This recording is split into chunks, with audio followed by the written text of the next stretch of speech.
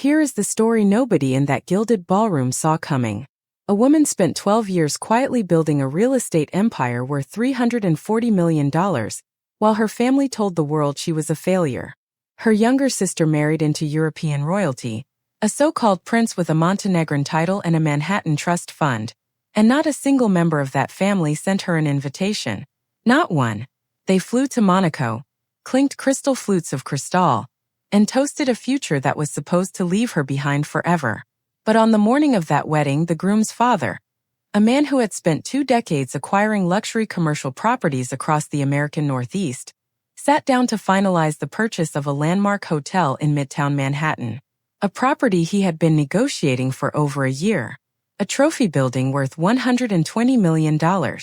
And when his attorney slid the deed across the mahogany conference table, the name at the top of the seller's column stopped him cold, because it was hers. The woman who had not been invited to the wedding. The woman his son's new family had spent years calling the difficult one, the embarrassment, the one who never quite made it. She was not only the seller. She was, at that exact moment, the majority stakeholder in a real estate holding company that quietly owned 6 of the 12 properties the prince's father had been trying to acquire over the past 3 years. She had been his silent landlord and he had never known it.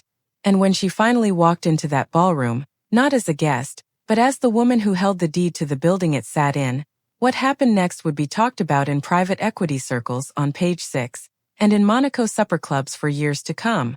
If your own mother chose your sister's side at every humiliation, every exclusion, every lie, would you quietly build an empire and walk back in through the front door? Or would you burn the entire house down on the way out? Drop your answer in the comments right now and make sure you like and subscribe before we dive into this story, because it is one you absolutely cannot afford to miss. Her name was Natalie Voss, and from the outside, it appeared she had been born into the kind of family that makes people sigh with envy at Christmas parties, the kind with a sprawling colonial in Greenwich, Connecticut, a summer house on Nantucket that smelled of salt air and old money, and a mother who wore Hermes scarves with the casual confidence of a woman who had never once in her adult life checked a price tag. The Voss family was not ultra-wealthy by Greenwich standards, but they were comfortable in the way that certain New England families are comfortable, quietly, reliably, with the kind of generational stability that comes from a grandfather who made a fortune in commercial insurance in the 1960s and a father who had managed it well enough to keep the house and the school tuitions paid without ever having to say the word budget at the dinner table. Natalie was the eldest. Born in March of 1985, she had her father's dark hair and her grandmother's gray eyes and a mind that her third-grade teacher described in a written note to her parents as startlingly precise. She was the child who read the fine print on everything, who won the school spelling bee 3 years running and then asked her parents at the age of 9 whether the prize money was subject to federal income tax, who spent her summers organizing the Nantucket house with a spreadsheet she had built herself in Microsoft Excel, tracking which linens belonged to which bedroom and how many days of groceries each week required based on the number of guests. She was not a joyless child.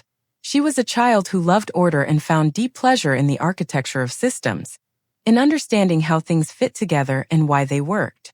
Her sister Camille was born 4 years later in 1989, and she came into the world the way certain people do, like a gift that everyone has been waiting for. Camille had honey blonde hair and a laugh that made rooms louder and a way of looking at people that made them feel, for the duration of her attention, like the most important person in any given space. She was not a schemer or a manipulator, not in those early years. She was simply magnetic. And their mother, Diana Voss, a woman who had herself been the pretty one, the charming one, the one who had married up, recognized something in Camille that she had never quite seen in Natalie. A mirror. A continuation. A second chance at the life Diana had always wanted to be the entire story. It began small, the way these things always do. A comment at the dinner table when Natalie was 12 and Camille was 8. Their father had asked both girls about their days at school, and Natalie had launched into a detailed explanation of a project she was building for her social studies class. A mock city government, with tax structures and zoning laws and a budget allocation she had researched from actual municipal documents she had found in the town library. Her father had nodded, genuinely interested, asking follow-up questions. And Diana had turned to Camille and said quietly, almost under her breath but not quite, "Camille, sweetheart, you have a ballet recital on Saturday. Did you decide on the pink leotard or the white one? It was such a small thing. A redirection. The kind that mothers make 100 times without thinking. But Natalie noticed it. She noticed the way the dinner table's energy followed her mother's gaze. The way her father's attention, reluctant but obedient after 20 years of marriage, drifted toward Camille and the ballet recital and the leotard question. She noticed the way her own voice simply stopped mattering in the space of one sentence. And she filed it away the way she filed everything away, in that precise and unforgiving mental archive she had been building since the 3rd grade. Over the years, the small things accumulated with the patient brutality of compound interest. When Natalie was accepted to Cornell's School of Hotel Administration, one of the most competitive undergraduate programs in the United States for real estate and hospitality management, her mother's response was a smile that didn't quite reach her eyes and a remark that she supposed it was practical. When Camille, 3 years later, was accepted to Georgetown on the strength of her charm and a mediocre GPA, Diana threw a dinner party. Invitations were sent. The good silver came out. A florist was called. Natalie sat at the far end of the table in a blue wool dress she had bought with her own money from her part-time job at the Greenwich Library, and she watched her mother float around the room like she had personally negotiated Camille's admission herself. When Natalie graduated from Cornell with honors and a minor in financial analysis, she did not go into hotel management. She went into commercial real estate. She had spent 4 years watching the way that the hospitality industry and property ownership intersected, and she had understood something that most of her classmates had not, that the real money was never in running the hotel. The real money was in owning the land underneath it. She took a job at a mid-sized real estate investment firm in Manhattan called Hargrove & Brennan, specializing in commercial acquisitions. The starting salary was $62,000 a year. She moved into a studio apartment in Astoria, Queens, with a Murphy bed and a kitchen the size of a coat closet, and she began to build. Her mother called it modest. Once, at a family Thanksgiving in Greenwich, Diana had introduced Natalie to a friend's husband, a surgeon from Darien, with the words, "This is our Natalie. She works in real estate. Rentals, I think." It was not rentals. It had never been rentals.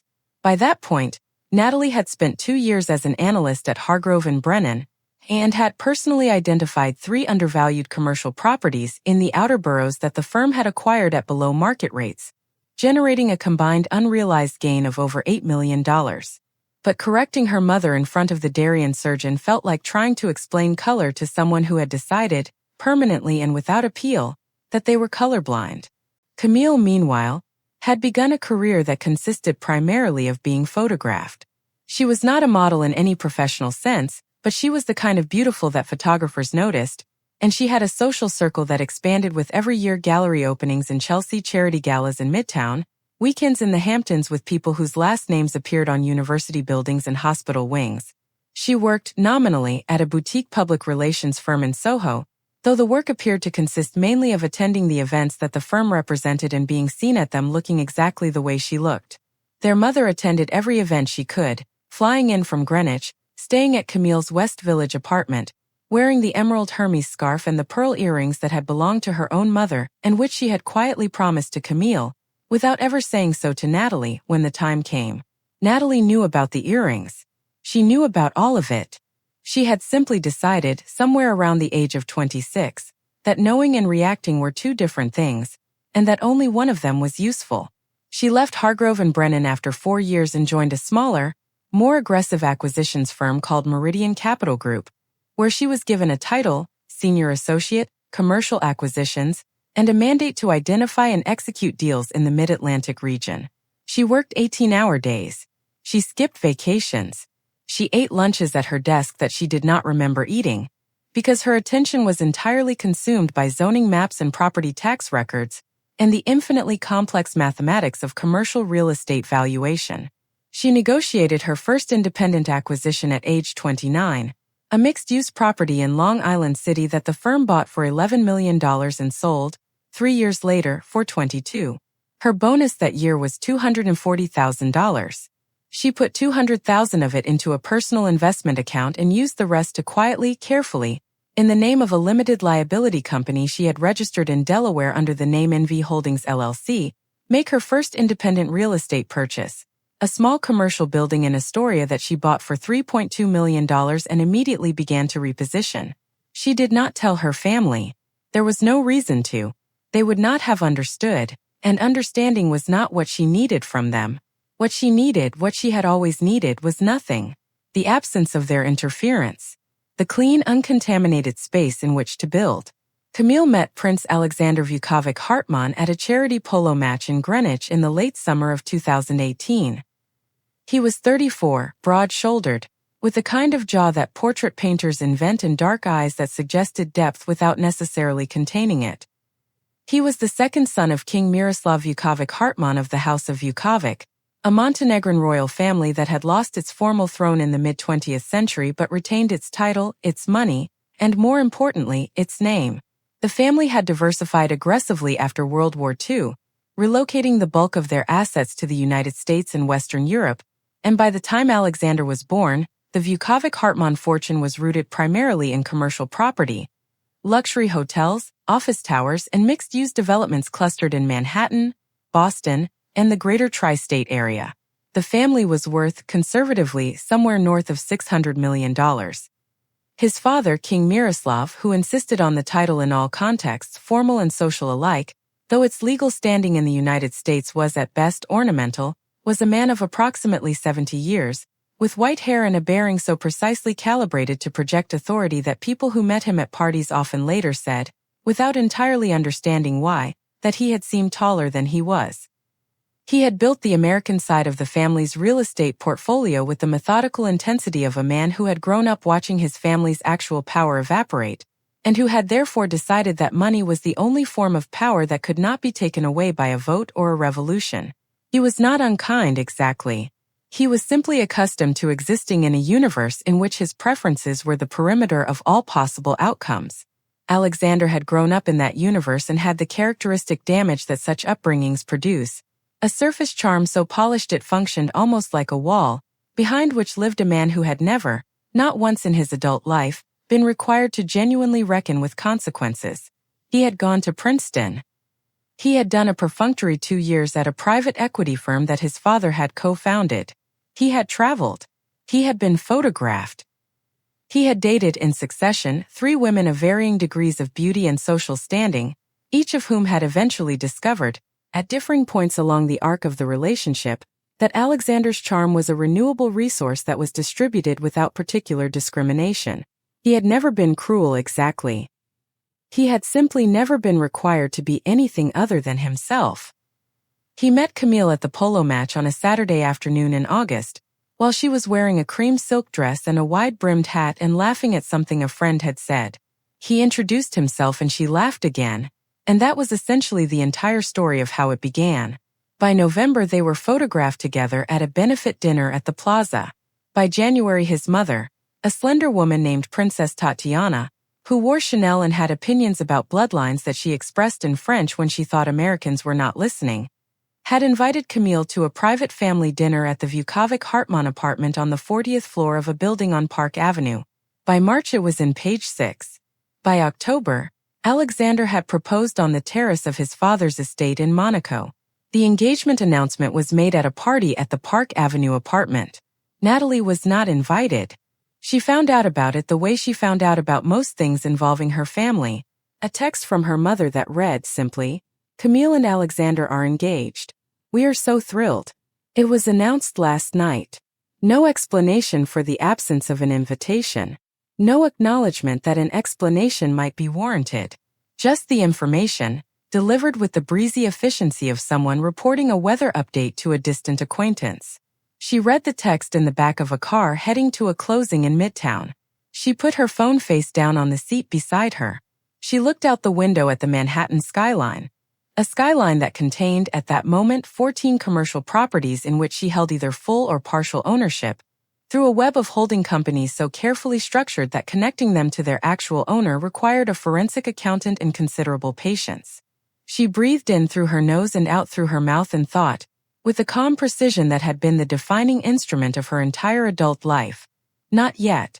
The wedding was scheduled for June of the following year. The location was a luxury hotel in Monaco, the Hotel de la Mer, a Belle Epoque masterpiece overlooking the Mediterranean that King Miroslav had been using for family occasions since the 1980s. The guest list was 400 people. It included, by Camille's later public account, 2 European countesses, a retired senator, 3 hedge fund managers and their wives, a former United States ambassador, and a Montenegrin bishop who had been flown in specifically to perform the ceremony. Natalie received no invitation, not a save the date, not a phone call, not a text from Camille asking why she had not responded to a save the date that had never been sent. Her mother called once 6 weeks before the wedding to mention that the venue was extraordinary and that Camille's dress, a custom Valentino in ivory Duchess satin, was everything you could imagine. Natalie asked evenly whether she was expected to attend. Her mother paused, and in that pause lived every dinner table redirection, every uncorrected introduction, every Hermes scarf and pearl earring that had ever passed between them without acknowledgement. And then Diana said, "Camille felt it would be better to keep the guest list intimate. You understand." She did not, in fact, understand, but she had not expected to. She thanked her mother politely, ended the call, and opened her laptop. She had work to do. The discovery did not come from a secret phone or a hidden drawer. It came from a spreadsheet. In the particular geometry of Natalie Voss's life, it was perhaps inevitable that the instrument of her awakening would be a financial document. It was February, 4 months before the Monaco wedding, and she was in the middle of what her attorney, a formidably competent woman named Rachel Chu, described as the most elegant property consolidation I have ever had the privilege of structuring. Over the preceding 18 months, Natalie had been quietly, systematically, acquiring commercial properties in a specific corridor of Midtown Manhattan, the stretch between 48th and 56th Street, between 6th and 8th Avenues, through a network of 4 Delaware LLCs, all of which were subsidiaries of a parent company called Voss Capital Partners, which was itself registered under her name in a document that no one outside of Rachel's office had ever seen in its entirety. The strategy was not accidental. It was the product of 3 years of patient analysis of the Vukovic-Hartmann family's acquisition patterns. She had first noticed the pattern in 2019, shortly after the engagement was announced. King Miroslav's family office, a firm called Hartmann Property Management based in Midtown, had been systematically targeting commercial properties in exactly that Midtown corridor for over a decade, acquiring, repositioning, and leasing them to premium tenants, luxury hotel brands, corporate law firms, high-end restaurant groups. The strategy was good, if unoriginal, by premium Midtown real estate, leverage the family name and connections to attract blue-chip tenants, and collect the kind of stable, long-duration cash flows that make institutional investors sleep soundly. The family had done it well, and their portfolio in that corridor alone was worth, by Natalie's estimation, somewhere between $250 and $300 million. What King Miroslav did not know, what no one knew because the web of holding companies was designed precisely to prevent anyone from knowing, was that Natalie had been watching his acquisition patterns and quietly buying, at below market prices and through unrelated intermediaries, the properties that she had calculated he would want next. Not all of them. 6 of them. 6 properties in the exact corridor he was targeting, each acquired through a different LLC, each registered under a name that bore no obvious relationship to NV Holdings or Voss Capital Partners, purchased over a 3-year period for a combined acquisition cost of approximately $78 million. She had then spent another 18 months repositioning those properties, renovating, re-tenanting, refinancing, until their combined current market value was approximately $160 million. And there was one more. The centerpiece. The Caldwell Hotel. The Caldwell was a 12-story, early 20th century landmark building on 52nd Street, half a block from 5th Avenue, that had operated as a boutique luxury hotel for 40 years before closing in 2020 during the pandemic. It had sat vacant for 2 years, deteriorating with the particular elegance of buildings that have been important for too long to be demolished and too expensive to maintain without a clear plan.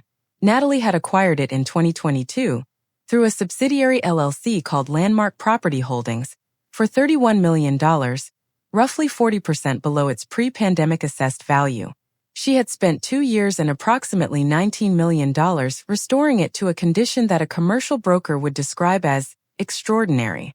The Caldwell, fully restored, was worth $120 million. And it was, according to intelligence that had reached her through carefully positioned intermediaries in the Manhattan commercial real estate world, the exact property that King Miroslav Vukovic Hartmann had identified as the capstone of his Midtown portfolio.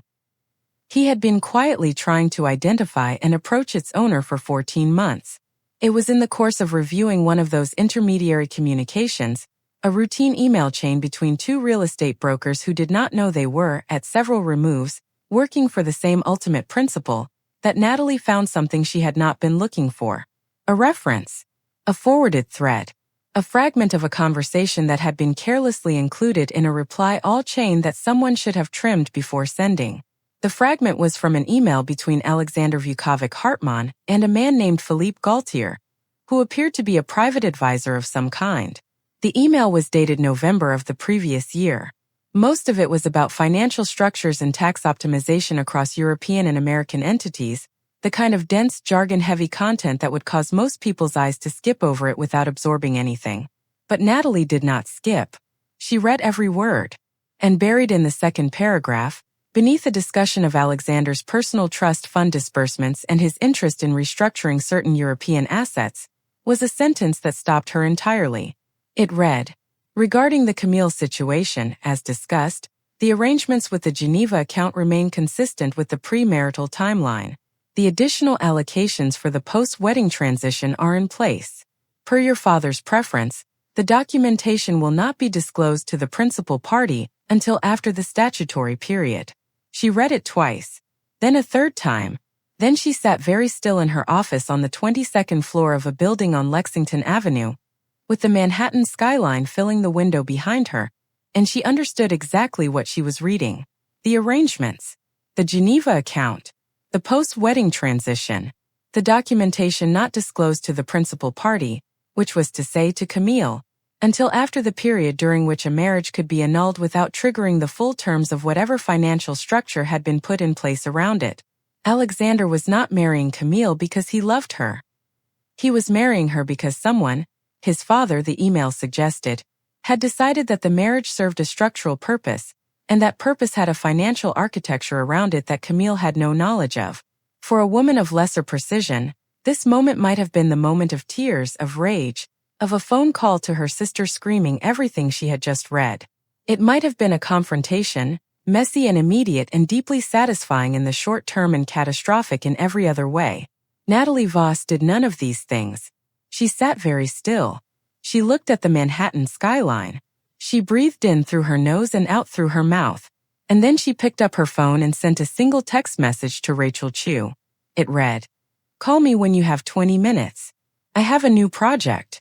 Her expression did not change, but something behind her gray eyes shifted very slightly, the way a lock shifts when the right key finally turns inside it. Not anger, not grief, something older and quieter and far more dangerous than either of those things. A plan. Rachel Chu had been Natalie's attorney for 6 years, and she had long ago ceased being surprised by her client's capacity for strategic patience. But even she, when she sat across from Natalie in her Midtown office on a Tuesday morning in February with a cup of green tea going cold at her elbow, felt a particular kind of quiet electricity in the air. Natalie had printed the email chain. She had highlighted the relevant paragraph. She had already, before the meeting, consulted with a forensic financial investigator named Marcus Webb, who had spent 15 years as a federal prosecutor before moving into private practice and who was, by general consensus among New York's legal community, the best person in the city at finding money that people had worked very hard to hide. She had given Marcus the email fragment and asked him a single question. "What does this describe?" His answer had come back in 48 hours. What it described, he said, was a financial structure in which the Vukovic-Hartmann family had established a premarital asset arrangement designed to benefit from Camille's marriage in ways that Camille would not be aware of until after a legally significant period, most likely 2 years, which was the standard contestation window under New York marital law, had passed. "Okay," Rachel said, after Natalie had laid all of this out with the clean, unhurried clarity of someone presenting a quarterly earnings report. "So the question is what you want to do with it." "Several things," Natalie said, in a specific order. The first thing, and this was the part that Rachel least expected, was nothing, or rather the appearance of nothing. Natalie would not contact Camille. She would not confront the Vukovic-Hartmann family. She would continue to behave in all visible respects, as if she had no knowledge of anything unusual. She would continue to be the uninvited, irrelevant older sister, the one who worked in real estate, the one who had never quite made it. The second thing was the Caldwell. The sale of the Caldwell would happen in Monaco. Or rather, the final stage of it, the unveiling of the seller's identity to the buyer, would happen in Monaco. At the wedding reception, in front of everyone. You want to close a real estate transaction at your sister's wedding, Rachel said slowly. I want the king to understand at my sister's wedding who he has been dealing with, Natalie said. The transaction itself will be structured in the normal way. His brokers will be given access to the full marketing materials for the Caldwell in March. And when they request to meet the seller for the final signing, the seller will be available. In Monaco. In June. Rachel looked at her for a long moment. And the other 6 properties? He will find out about those too, Natalie said. At the same time. He is going to understand, Rachel said carefully, that his son's new sister-in-law, the one he did not bother to invite to the wedding, has been his shadow landlord for 3 years and the owner of the building he has been trying to buy for over a year. Yes, Natalie said. And you want him to understand that in front of 400 people. 401, Natalie said. Including me. The months that followed were, from the outside, unremarkable. Natalie went to work. She attended industry events. She called her mother twice, brief, pleasant calls in which she asked polite questions about the wedding preparations and offered no opinions. Behind this surface, the machinery moved with the silent, inexorable efficiency of a tide. Marcus Webb had, by April, assembled a detailed forensic picture of the Geneva account and the surrounding financial architecture. What it revealed was not criminal exactly, but it was deeply dishonest. The structure was designed to funnel certain income streams through the marriage entity, in a way that would significantly reduce Camille's claim to those assets if the marriage ended in divorce. In plain English, Alexander was marrying Camille in a deal that had been designed, from the beginning, to protect his assets from her. In mid-April, 6 weeks before the Monaco wedding, Natalie drove to Greenwich. She parked outside her mother's colonial house on a Tuesday afternoon, walked up the front path, rang the bell and waited. Diana answered the door in an ivory cashmere pullover and the pearl earrings, and her expression, when she saw Natalie standing on the front step with a manila folder under her arm, was the expression of a woman who has lived her entire life organizing the world into categories and has just encountered something that does not fit neatly into any of them. Natalie, she said, I wasn't expecting you. I know, Natalie said. I need 20 minutes.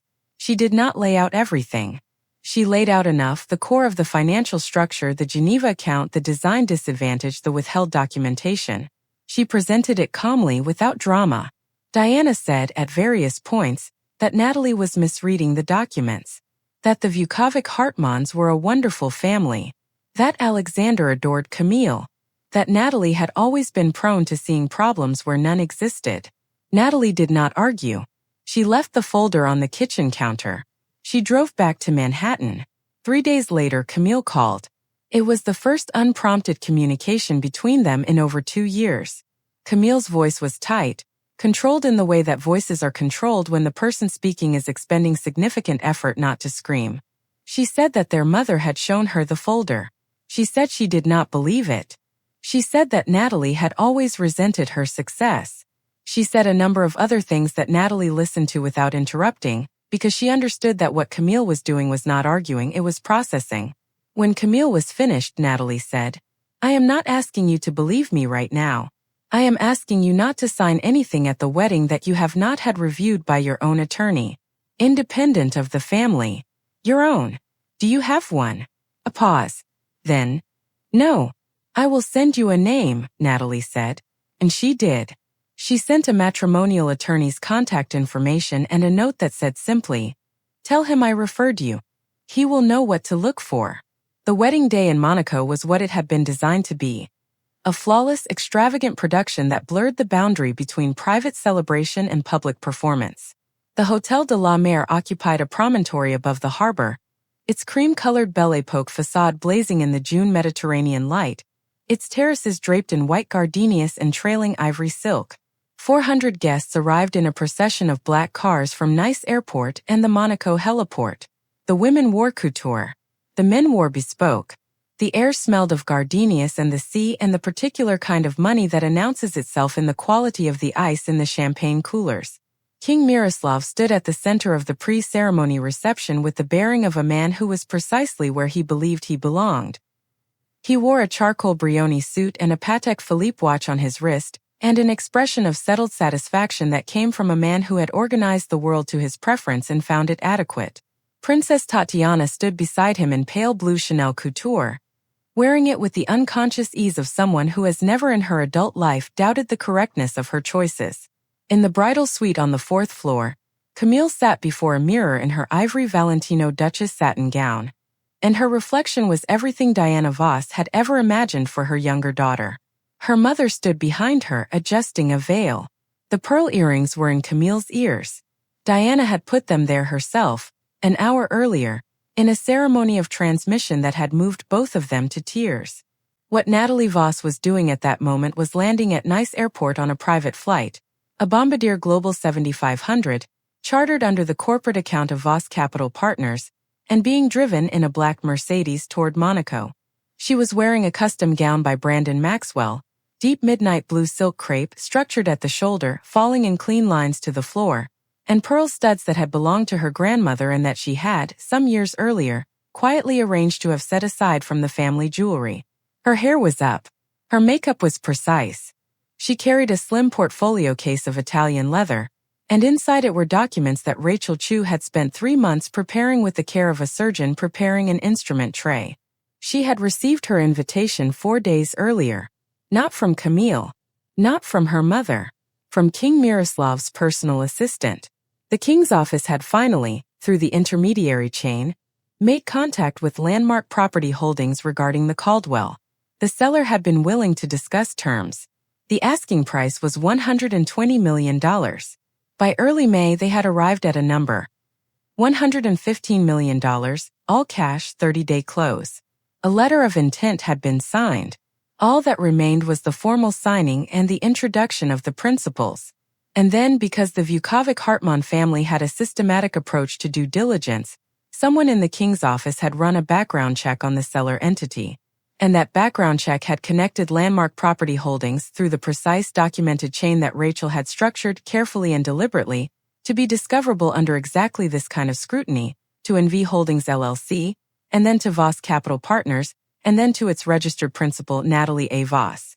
The call from the king's assistant had a slightly different quality than the previous calls. A kind of careful, controlled surprise underneath the professionalism. The assistant had asked with great politeness whether the seller was the same Natalie Voss who was related to Camille Voss, the bride-to-be. Natalie had said with equal politeness that she was. There was a pause of several seconds. Then the assistant said that the king would very much like Ms. Voss to attend the wedding as a personal guest of the family, and that a formal invitation would be extended immediately. Natalie said that she would be honored. And then she ended the call and sat in her office for a moment in the particular quality of silence that precedes very large things. She arrived at the Hotel de la Mer at 10:15 in the morning. The meeting with King Miroslav was scheduled for 10:30. The hotel's private conference room, paneled in pale oak with floor-to-ceiling windows overlooking the harbor, was already occupied when she arrived. The king, Princess Tatiana, 2 attorneys, and the CFO of Hartmann Property Management. They had expected, she understood, someone like them. Someone who moved in their world and spoke their language and could be assessed within the first 30 seconds according to the social coordinates that people like King Miroslav used to calibrate every human interaction. What they had not expected was her. She was 38 years old and she walked into that conference room with the unhurried certainty of a woman who had been in the building she owned her entire life and had simply never been asked about it before. She shook the king's hand with a grip that was exactly as firm as his. She sat down across from him without being invited to do so. She opened the leather portfolio case and placed a single document on the table between them, not the purchase and sale agreement, which could wait, but a property portfolio summary. 6 pages. 6 properties, each with an address, an acquisition date, a purchase price, a current market value, and at the top of the page in clean type, The words, Voss Capital Partners, Midtown Manhattan Portfolio Summary. The king looked at the first page. He looked at the second. His expression did not change, because he was a man who had spent 70 years training his face not to betray him. But his eyes, when they reached the third page, when he began to understand not just that she owned the Caldwell, but that she had owned for 3 years 6 of the properties his firm had been targeting in that corridor, moved through something that a less controlled man would have shown in his entire body. You have been, he began, acquiring complementary assets in the same corridor your firm has been building in. Yes, she said pleasantly. For approximately 3 years. It is a good strategy. I think we had similar analysis on the Midtown market dynamics. The king placed the portfolio summary on the table. He looked at her. He was, she could see, doing the mathematics of it in real time, understanding not only what she owned but what it meant. That the woman sitting across from him in the midnight blue gown, on the morning of his son's wedding to her sister, was the owner of assets worth, combined with the Caldwell, somewhere north of $275 million. That she had been, for 3 years, a hidden counterpart in the exact market he had been building.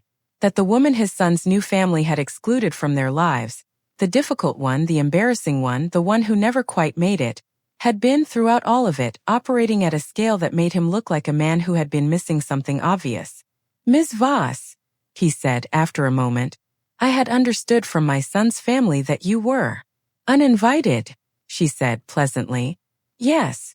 The silence that followed had a specific texture. Princess Tatiana, who had not spoken, placed her hands very carefully in her lap. The CFO looked at his phone. The attorneys looked at each other. I hope, the king said finally, that you will do me the honor of attending the reception this evening as my personal guest. I already have an invitation, she said. Yours, in fact. Thank you for sending it. She reached into the portfolio case and produced the purchase and sale agreement. Shall we discuss the Caldwell? The ceremony itself was everything it had been designed to be. The Montenegrin bishop spoke in a mixture of French and English. Camille was, by every account, breathtaking. Alexander smiled at her with his calibrated charm, and for a moment, watching from the 4th row, Natalie felt something that was not quite grief and not quite tenderness. It was the feeling of watching something beautiful that you already know is not quite what it appears. The reception was in the hotel's grand ballroom, a room that occupied the entire east wing of the Belle Époque building, with a ceiling of gilded plasterwork and 3 sets of French doors opening onto a terrace above the harbor. 400 guests occupied round tables dressed in white linen and gardenia centerpieces. The cristal was poured. The speeches began. King Miroslav rose to speak after the best man. He was a practiced speaker, measured, warm in the precise quantities that the occasion required. He praised Camille. He welcomed the Voss family. He spoke about the future with the practiced gravity of someone who had been making speeches about his family's legacy since before most people in the room were born. He held his glass. He prepared to invite the room to stand, and then Natalie rose. It was not an interruption exactly. She did not raise her voice. She simply stood with the calm deliberateness of a woman at a board meeting calling for the floor, and she said at a volume that carried clearly in the room's excellent acoustics, Your Highness, I wonder if I might say a few words. As the bride's sister. The room stilled. 400 people, trained by decades of social calibration to detect the precise register of any interpersonal event, understood immediately that something significant was happening. King Miroslav, to his considerable credit, did not hesitate. He gestured graciously for her to proceed. She spoke about Camille, genuinely warmly, with the specific detail of someone who has known a person since childhood and holds the complicated love that only siblings carry. She spoke about their grandmother's pearl earrings, which Camille was wearing, and the woman who had owned them before Camille, their grandmother Frances, who had grown up in Worcester, Massachusetts, the daughter of a plumber, and who had built her own small fortune through decades of careful, quiet work and the particular stubbornness of women who refuse to accept the limits that the world assigns them. She said, looking at Camille, Frances always said that the most important thing a woman can own is something that cannot be taken from her. Something in her own name, unambiguous and undeniable. She paused. I have tried to live by that. Then she turned to King Miroslav. And here her tone changed. Not dramatically, not aggressively, but in the way that the quality of light changes when a cloud moves. The warmth remained, but something underneath it became visible.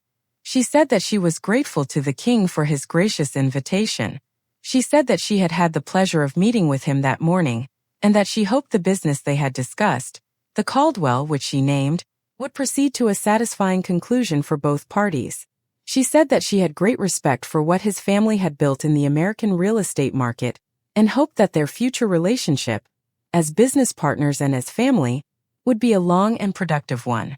And then she said, clearly enough that every person in the room heard it distinctly, that she looked forward to a partnership in which all parties operated with full transparency and full disclosure, because she believed and had always believed that the best business relationships were built on exactly that foundation. She held the king's gaze when she said it. He held hers. The room did not quite know, in that moment, what had been said beneath what had been said. But the people who needed to know, the king, Princess Tatiana, Alexander and Camille, who sat at the head table with her face very still and her grandmother's earrings in her ears, understood it completely. She sat down. She lifted her glass of cristal. She smiled at Camille, and Camille, after a moment that contained many things, smiled back. Later, not during the dinner, not during the dancing that followed, but in a quiet moment on the East Terrace, with the harbor lights reflected in the dark water below and the sound of the string quartet carrying faintly through the French doors, Alexander came to find her. He was still wearing his morning coat. He held a glass of scotch.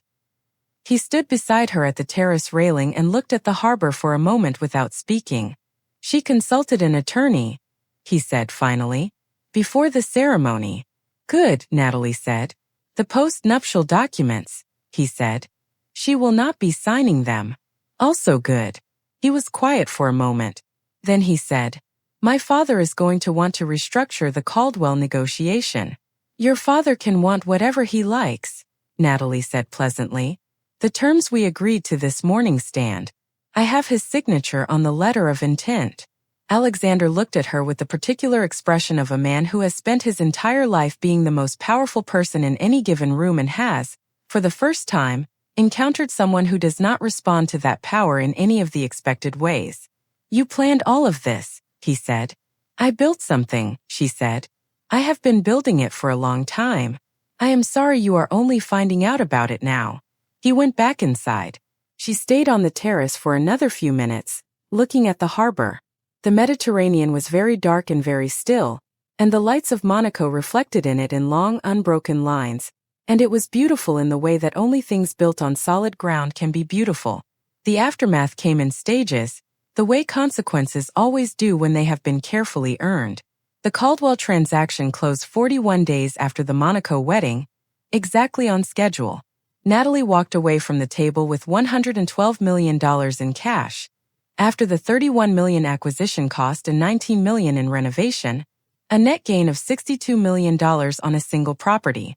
It was the largest single transaction in the history of Voss Capital Partners. The 6 Midtown properties generated a separate conversation.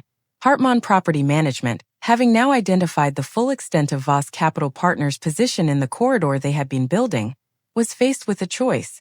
Compete, which would be expensive and prolonged, or negotiate. The king, who was above all things a pragmatist, chose to negotiate. Over the following 8 months, Natalie sold 3 of the 6 properties to Hartmann Property Management at current market value. The combined sale price of the 3 properties was $108 million. By the end of that fiscal year, Voss Capital Partners managed a portfolio with a gross asset value of $410 million. Natalie moved out of her apartment on the Upper East Side and purchased a full-floor unit in a new building on Central Park South. The apartment had 4 bedrooms, 3 terraces, and a view of Central Park that was, in the particular light of autumn mornings, genuinely extraordinary. She furnished it slowly and carefully, with pieces she had chosen herself over several years. On the coffee table she placed, in a small silver frame, a photograph of her grandmother Frances at approximately Natalie's current age, wearing the pearl earrings and smiling at the camera with the particular satisfaction of a woman who has built something the world did not expect her to build. Camille's marriage did not end at the wedding, but it changed. The matrimonial attorney had found the post-nuptial document architecture exactly as Natalie had described it, and had spent 3 weeks in May and early June, with Camille's authorization, documenting it in full. Camille had walked into the Monaco wedding knowing exactly what was being designed around her, and had walked out of it legally, a significantly better protected woman than she had been when she walked in. The post-nuptial documents were never signed. Diana Voss underwent what her friends would call a recalibration. She called Natalie twice in the 6 months after the Monaco wedding. The second call was longer. In it, she asked if she could visit Natalie's apartment. Natalie said yes. Diana came on a Saturday in October, and she stood in the Central Park South living room in front of the view of the park in its full autumn color, and she was quiet for a long time. Then she looked at the photograph of Francis in the silver frame and she said very quietly, "She would have known." "She did know," Natalie said. "I told her. Before she died. She told me to keep going." Diana sat at the dining table and Natalie made coffee, and they sat there together for 2 hours, and it was not everything that might have been said between them over 30 years. But it was the beginning of something. King Miroslav continued to build his portfolio. He and Natalie exchanged communications through their respective attorneys on the 3 remaining Midtown properties, and those communications were, on both sides, entirely professional. They met once more in person at a commercial real estate conference in Manhattan in the fall, and he greeted her with the measured warmth of a man who has reassessed a situation and decided that the most sensible response is to proceed as if the previous narrative had always been an error. He called her a formidable player. She thanked him with exactly the right amount of grace. They shook hands. They went back to their separate tables. Hartman Property Management's performance for that fiscal year was somewhat below the targets the family had set. The acquisition costs in the Midtown corridor had been higher than modeled. The CFO who had sat in the Monaco conference room resigned the following spring to pursue other opportunities. His replacement was a woman. On a Tuesday morning in November, a brilliant, cold morning, with the kind of sky over Central Park that makes the city look like it has been cleaned by someone who cared deeply about the quality of their work, Natalie Voss sat at her dining table with a cup of coffee and a laptop and a property analysis that she was 40 minutes into. The Central Park foliage had gone to its full autumn register. Gold, amber, that particular burning red that appears for approximately 2 weeks each year in the Northeast, and that she looked forward to every November with the same quiet precision with which she looked forward to everything she had earned. Her phone showed 3 missed calls from industry contacts, a text from Rachel Chu about a new acquisition opportunity in downtown Brooklyn, and a calendar reminder for a board meeting of the nonprofit she had joined the previous year.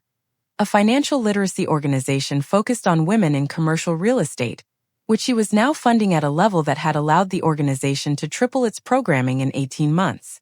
She did not think, in that moment, about the Monaco ballroom or the conference room or the terrace above the harbor.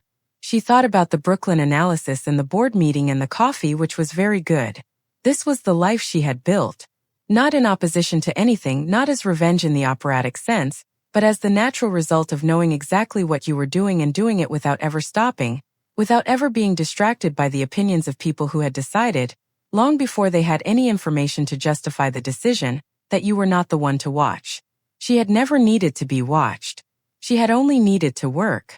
And she had worked with the inherited stubbornness of a woman from Worcester, Massachusetts, who had once told her granddaughter, "The world will try to tell you who you are before you have had the chance to find out. The only thing you can do is outlast it." Natalie turned back to the Brooklyn analysis. The market data was interesting.